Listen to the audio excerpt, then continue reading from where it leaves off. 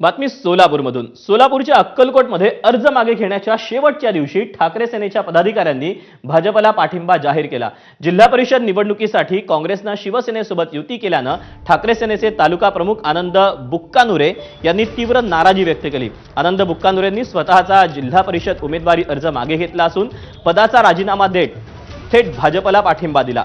महाविकास आघाडीच्या विचारधारेपासून काँग्रेस दूर गेल्याचा आरोप करत अक्कलकोटमध्ये काँग्रेस आणि शिवसेनेचा बिमोड करण्यासाठी हा निर्णय घेतल्याचं त्यांनी स्पष्ट केलं।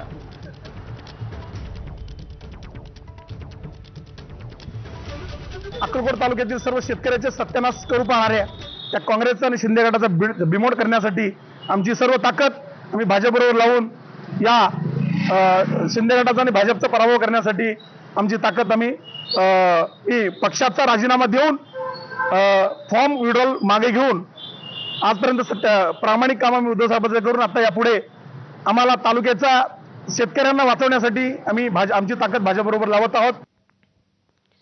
आणि आता बातमी परभणीच्या जिंतूरमधून।